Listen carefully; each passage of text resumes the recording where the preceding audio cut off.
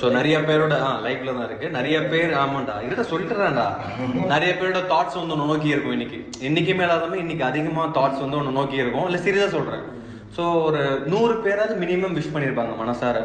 So இன்னைக்கு நீ எனக்கு நினைக்கிறது வந்து அந்த எனர்ஜியோட கனெக்ட் ஆகி கண்டிப்பாக வந்து அது ஃபியூச்சரில் வந்து சக்ஸஸ் ஆகும். ஸோ பயங்கரமாக ஏதாவது ஒரு விஷயம் உனக்கு ரொம்ப நாள் ஆசை, கை கட்டுற தூரம் ஒரு ஆசை இருக்கும் இல்லையா, அதை நினச்சிட்டு இந்த கேண்டில்ஸை ப்ளோ பண்ணிட்டு கேக் கட் பண்ணலாம்.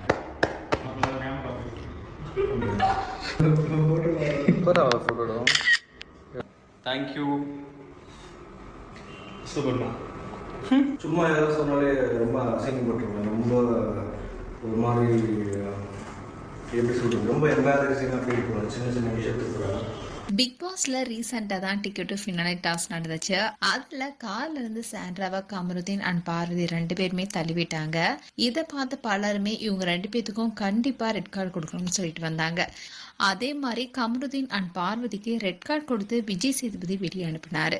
இதுல ஆச்சரியமான விஷயம் என்னன்னா, ரெட் கார்டு கொடுத்ததுக்கு அப்புறமா அவங்க கிட்ட விஜய் சேதுபதியும் பிக் பாஸும் ஒரு வார்த்தை கூட பேசல. அதுக்கு கொஞ்ச நேரத்துக்கு முன்னாடி 2 பேருமே ஜாலியா டான்ஸ் ஆடி இருந்தாங்க. ஆனா சில நிமிஷங்களையே நிலைமை முழுக்க மாற விஜய் சேதுபதி கடுமையா கண்டிச்சதும் சாண்ட்ராவுடைய காலை விழுந்து மன்னிப்பு கேட்டாரு கமருதீன். அந்த நேரத்துல சாண்ட்ரா கதறி எழுதியது குறித்து பலரும் பல விதமா பேசினாங்க.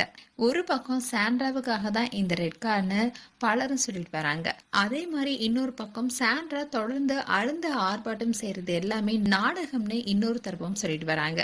இப்படி இருக்க சூழல கமருதீன் அண்ட் பார்வதி 2 பேருமே பிக் பாஸ் வீட்ல இருந்ததுக்கான சம்பளம் எதுவுமே அவங்களுக்கு வழங்கப்படாது என்பதுதான் பெரிய அதிர்ச்சியான விஷயம். ஏன்னா இதுவரைக்கும் அவங்க 90 நாட்கள் இருந்திருக்காங்க. அப்படி இருக்கும்போது அந்த 90 நாட்களுக்கான சம்பளம் அவங்களுக்கு வழங்கப்படாது. அதே மாதிரி பிக் பாஸ் சொல்லிட்டு எந்த நிகழ்ச்சி கொண்டாட்டம் எதுலையுமே அவங்க கலந்து கொள்ள முடியாது. அதுவும் குறிப்பா சொல்லணும்னா கமருதீன் மகாநதி சீரியல்ல குமரன் என்ற கேரக்டர் மூலமா தான் பிரபலமானாரு.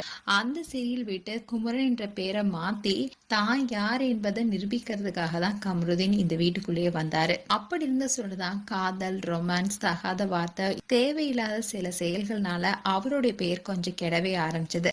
இதனாலேயே அவருக்கு நிறைய நெகட்டிவ் கமெண்ட்ஸ் வந்துச்சு. இப்படி இருக்க சொல்லதான் கமருதீன் வெளியேறினதுக்கு அப்புறமா எப்படி இருக்காரு என்ற தகவல் வெளியாகி இருக்கு.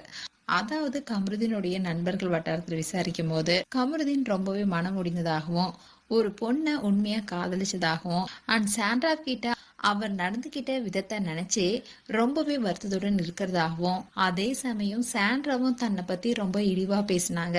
அதை பத்தி யாருமே முன்னிறுத்தி கேள்வி கேட்கல. அப்படி இருக்கும்போது எனக்கு ரெட் கார்டு கொடுத்திருக்காங்க. இது என்னுடைய வாழ்க்கையிலேயே மிகப்பெரிய அடி. 3 மாசம் பிக் பாஸ் வீட்ல என்னால முடிந்த வரைக்கும் சொல்லல. எனக்கு பிக் பாஸ்ல இருந்து ஒரு பைசா கூட சம்பளம் வழங்கப்படாது. அது மட்டும் இல்லாம பலரும் பலவிதமா பேசுறது மேலும் மன வருத்தத்தை ஏற்படுத்ததாகவும் கமருதீன் தரப்புல சொல்லப்படுது. மேலும் கமருதீன் குறித்து உங்களுடைய கருத்துக்களை கமெண்ட் செக்ஷன் சொல்லுங்க.